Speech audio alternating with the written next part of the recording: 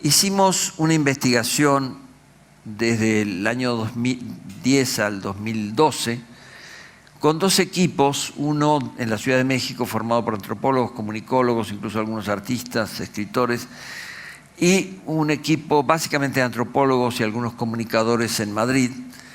Y fuimos viendo comparativamente los hechos, las tendencias que se percibían en la vida cotidiana. Fue una investigación que apoyó primero una fundación iberoamericana, luego la Fundación Telefónica nos dio también un subsidio porque les interesaba conocer así etnográficamente desde la vida diaria qué comportamiento se advertía. ¿Y qué encontramos? Tomamos en la Ciudad de México, voy a referirme sobre todo a este universo, artistas visuales jóvenes, editores independientes, músicos jóvenes y comunicadores, o gente que estaba en la comunicación. Algunos que coincidían con los artistas o los editores independientes, porque de hecho las comunicaciones digitales integran a todos. Todas estas especialidades han ido transformando su comportamiento, haciendo no solo cuadros o ya no cuadros, sino obras en la red, o no solo música para grabar discos, o ya no para grabar discos en las generaciones menores a 25 años, sino para directamente cargar y descargar en la red. ¿Qué nos mostró la etnografía de estos sectores innovadores que muestran coincidencias con las etnografías o los estudios que hemos visto en otros países o en ciudades como Londres, Barcelona, París, etcétera, Berlín? Se acomodan a trabajos inestables, combinan recursos públicos y privados para su creatividad. Tienen tácticas de agrupamiento y redes novedosas para alcanzar ese desarrollo creativo y comunicar lo que hacen. Presentan alto nivel educativo y capacitación tecnológica más o menos avanzada, pero que a veces encontramos también en los sectores populares que también manejan celulares, iPhone, computadoras. Aún quienes no han finalizado su escolaridad universitaria disponen de recursos económicos y escolares familiares, conocimientos básicos de inglés y equipo de computación personal que los habilitan para acceder constantemente a programas y servicios digitales complejos. La comunicación digital está en el núcleo de su vida cotidiana. Como nos dijo un profesor que entrevistamos, estos jóvenes nacieron con Internet en su cuarto, en su habitación. Son cosmopolitas, muy versátiles para desempeñarse en oficios diversos, usan intensamente las redes sociales para informarse y cooperar, anudando comunidades nacionales e internacionales donde consiguen trabajos y expanden sus productos. La trascendencia del contexto propio se manifiesta en la formación de redes transurbanas, visible, por ejemplo, entre distintas ciudades de México o en las ciudades fronterizas de México con Estados Unidos. Sabemos que estos rasgos no son simples derivaciones del uso de las redes tecnológicas. Están inducidos también por la precariedad de los trabajos efímeros que logran, las exigencias laborales de ser autoempleables y estar disponibles todo el tiempo, la necesidad de completar los ingresos como artistas o editores independientes con lo que pueden obtener en otras tareas.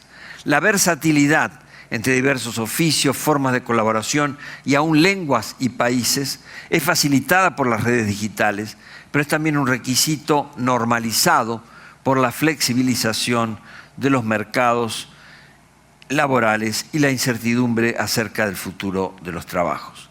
Tener varios perfiles profesionales y aprender a trabajar con especialistas en campos diferentes son necesidades del entorno sociocultural. ¿Cómo trabajan, cómo se organizan estos jóvenes en actividades artísticas, visuales, editoriales, musicales. Cuando nosotros comenzamos a trabajar, íbamos con una teoría bourdiana de Pierre Bourdieu sobre los campos culturales, la manera de organizarse. Pero nos dimos cuenta que ellos se movían con mucha ductilidad y un artista visual que había egresado de la Escuela de Artes Visuales en la Ciudad de México, de pronto trabajaba en fotografía, en lo que podía, distintas prácticas fotográficas como artista, como periodista, como reportero gráfico, como fotógrafo de fiestas, etc. De pronto hacía escenografías para una película y se incorporaba al campo cinematográfico y así podía diseñar páginas digitales, libros en red y hacían festivales, incubaban experiencias, un uso de la calle y de las nuevas tecnologías, de instrumentos tradicionales, de recursos comunicacionales escénicos, del teatro, de la danza, de los medios. En fin, un uso flexible que se extendía en festivales,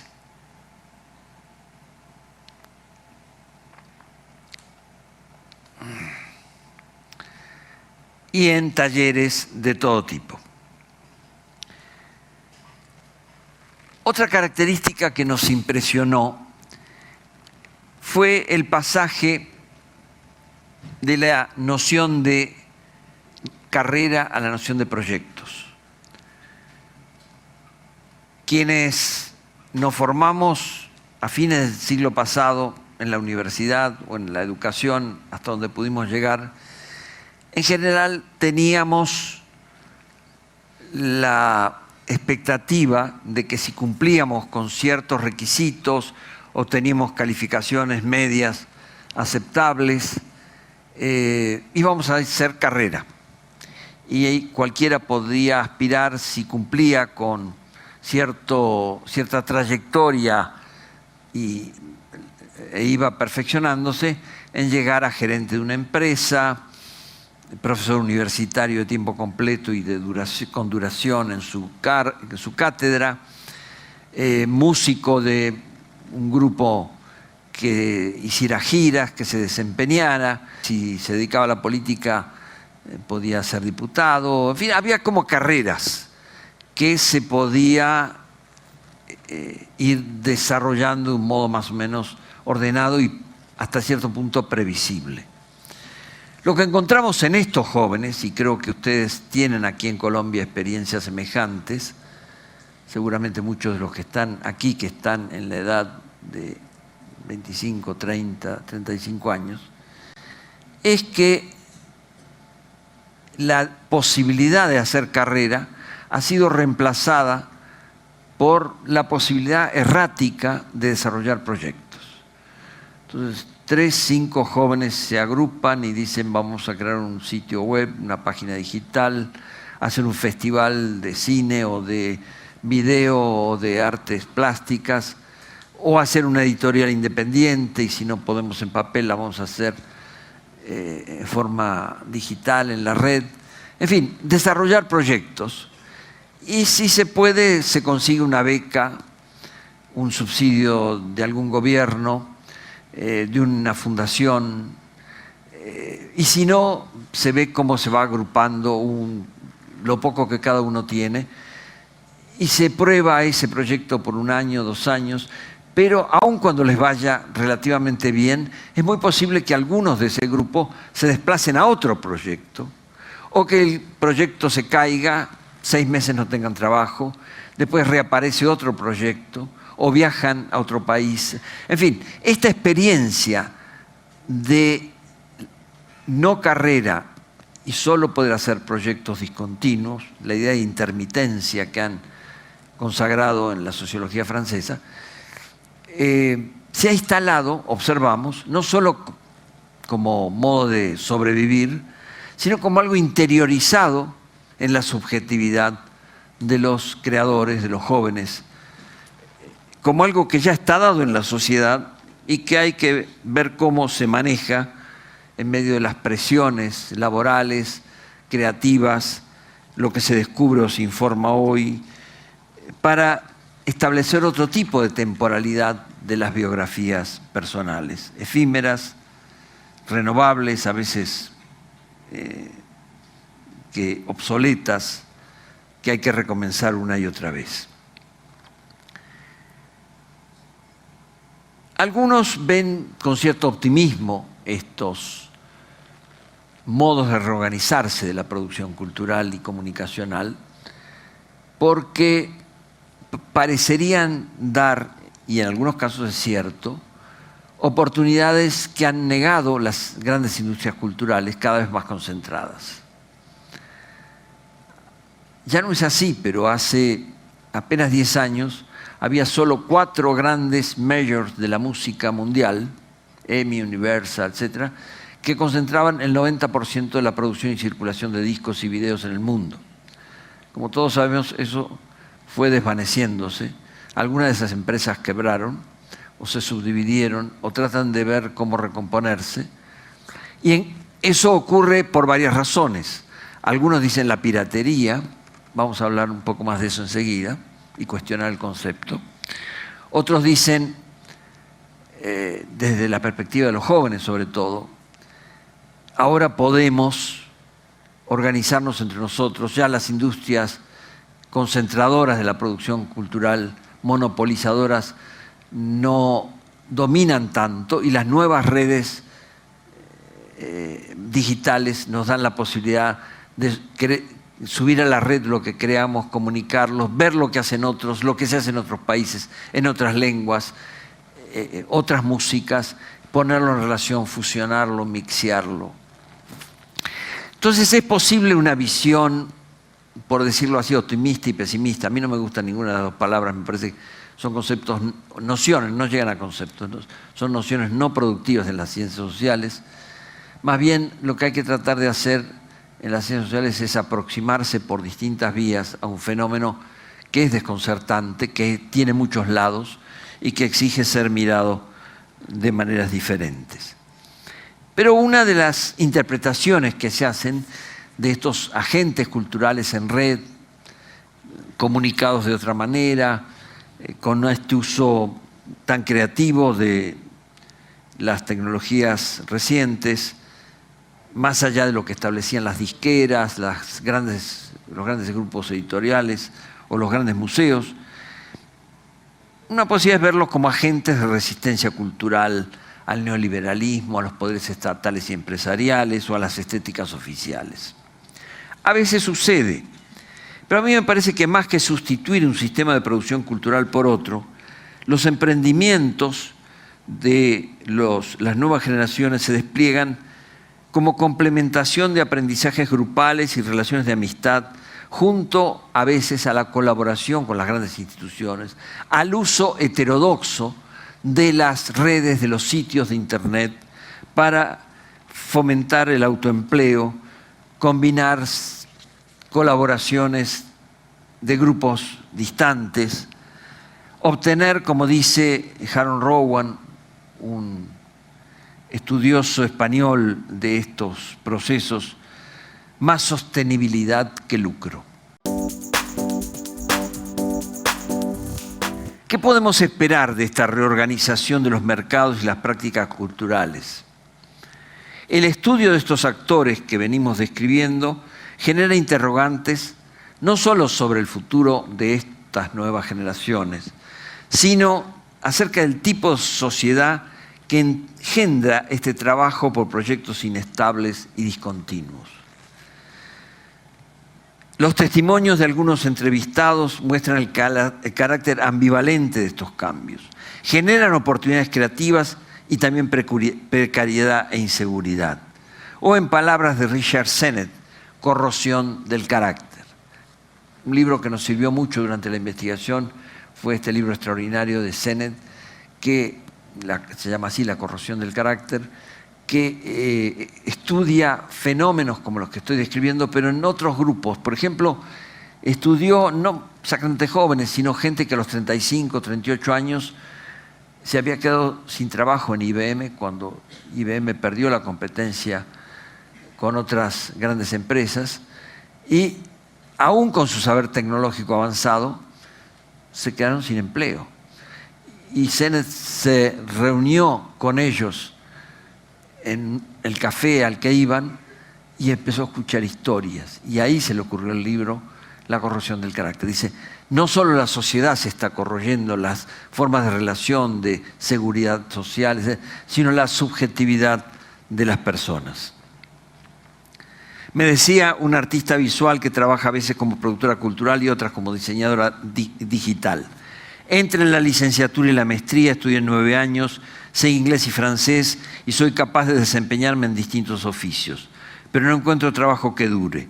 Di cursos y hago trabajos con contratos temporales y entre uno y otro puedo quedarme 3 meses sin ganar nada. No puedo esperar que me den un préstamo para comprar un auto ni que me den licencia si quedo embarazada. ¿Cómo responden afirmativamente los jóvenes ante esta situación? Por un lado, usando y tratando de usar cada vez más intensivamente las tecnologías avanzadas. Pero, como dije antes, las tecnologías solas no explican ningún fenómeno social, ningún cambio, ninguna transformación de fondo en nuestras sociedades actuales. Hay nuevos modos de agruparse, con esta flexibilidad, con esta precariedad, pero también con esta capacidad inventiva que describíamos. Y hay la afirmación de lo que hoy se llama el procomún. ¿Qué es el procomún? Es la posibilidad de armar conjuntos, acervos de productos culturales y herramientas para producirlos y ponerlos a libre disposición de quienes deseen usarlos. De ahí, de esa idea de procomún, han venido saliendo una serie de otras nociones que a veces son mal utilizadas. Por ejemplo, la de hacker, que en general sugiere el espía que asalta páginas ocultas. Pero en el vocabulario de estos grupos jóvenes creadores, nombra más bien una ética del compartir y la cooperación, propicia para la información libre, el acceso ilimitado, la descentralización de la creatividad. Asociada a esta idea de hacker está la de, y a la de procomún está la de prosumidor. No solo ser consumidor de lo que nos ofrecen las industrias culturales, sino, como hace el DJ y muchos otros actores culturales en la actualidad, retomar lo que ya está en un disco, en un libro, en una obra visual, recrearlo, reproducir en la red y volver a comunicarlo para que otros lo sigan transformando. En esta manera de ver las cosas, la acusación de piratería cambia de sentido. Tuvimos una discusión hace 5 años con un economista de la cultura en México y se publicó, y él decía que no podemos soportar desde la perspectiva de las industrias culturales que se siga admitiendo la piratería. Yo le decía, sí, yo entiendo que los derechos de autor y los derechos de las empresas, pero como antropólogo tengo que hacerme la pregunta, si el 80% de los jóvenes del país en que vivo descargan libremente y tratan de descargar más y ver películas de otro modo y ver videos que antes no se mostraban o películas de países asiáticos que no llegan a un país latinoamericano jamás porque están controlados. ¿Por qué le voy a llamar piratería? ¿Por qué voy a condenar a lo que hace el 80%? Por lo menos tengo que empezarme a preguntar por qué lo hacen y cómo se organizan para hacerlo. Esas serían las preguntas antropológicas, no la pregunta moralista, no la pregunta legalista, sino la interrogación por qué una sociedad se está reorganizando de una cierta manera. Y cito el testimonio de una entrevistada española en Madrid, Margarita. Dice, me has legado un mundo en el que lo más que voy a tener va a ser una habitación, vale. Nunca tendré un trabajo fijo, vale. Nunca tendré jubilación, vale. Pero quiero estar conectado, quiero acceso a la cultura, porque la cultura es abundante y como es abundante, no me apliques ahí una escasez artificial. Y ahí hay una lucha que no tiene una expresión ideológica de izquierdas o derecha, va por otra galaxia. Fin de la cita. Por supuesto hay movimientos que se organizan en función de estas perspectivas nuevas y los conocemos. Son los que cité al principio, los jóvenes chilenos que piden educación gratuita para todos,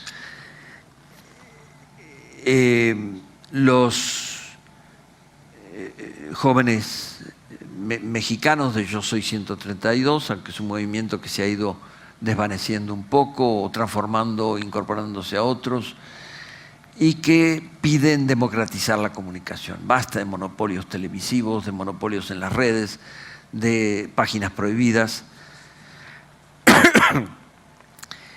Y tenemos las grandes experiencias de Wikileaks, de los que han denunciado el espionaje al que somos sometidos en nuestras redes comunicacionales. Se puede lograr en estas asociaciones, en estos movimientos, una solidaridad entre sectores que estaban dispersos, pero no hay un pasaje automático, por decirlo rápido, de Wikileaks a una transformación de las estructuras de mediano y largo plazo. Y quizá estamos entrando, podríamos hacer la hipótesis, en otra etapa del desarrollo social, político, económico y cultural, más inestable, con estructuras menos durables, también para las grandes empresas, donde hay una tensión entre la exigencia de cierta continuidad en la gestión de lo público, en la defensa de lo que es común y nos interesa a todos, y por otro lado este conjunto de factores tecnológicos, movimentales, que crean mucha inestabilidad surgida del descontento por el fracaso de las políticas sociales. Vivimos en suma en una época de ciudadanías de alta intensidad con efectos de corto plazo. Estos movimientos heterogéneos tienen estas coincidencias ya notadas: el uso intensivo de tecnologías digitales, el protagonismo de los jóvenes, un malestar análogo con la ingobernabilidad y a veces con la explotación. Pero cada uno de estos procesos incluye manifestaciones de signos diferentes y hasta opuestos. El uso expandido de tecnologías recientes aumenta la conexión y la solidaridad, tanto como el espionaje y el control. Es esta la complejidad, la ambivalencia en la que estamos viviendo. No tenemos un gran relato que organice los fracasos del capitalismo ni las rebeliones. Lo principal que nos deja este pasaje de utopías globalizadoras del fin del siglo XX a los ensayos actuales es un conjunto de malestares y preguntas compartidas. Entre ellas, para los que somos investigadores de ciencias sociales, ¿qué tipo de antropología o de ciencias sociales necesitamos ahora? Después de 3 décadas del imperio de un pensamiento único empecinado en empeorar el mundo con certezas cegadas, insostenibles, no está mal que se abra el espectro de los interrogantes. Las ciencias sociales y todos como ciudadanos podemos ahora con más creatividad probar esas preguntas y cambiarlas por otras cuando se ensayan movimientos que toman desprevenidos a quienes videoespían nuestras ciudades y almacenan nuestros mails. Otra conversación, otras disputas por la transformación urbana y los fracasos de las tecnologías y la globalización, otra sociedad de los conocimientos y los reconocimientos son posibles. Muchas gracias.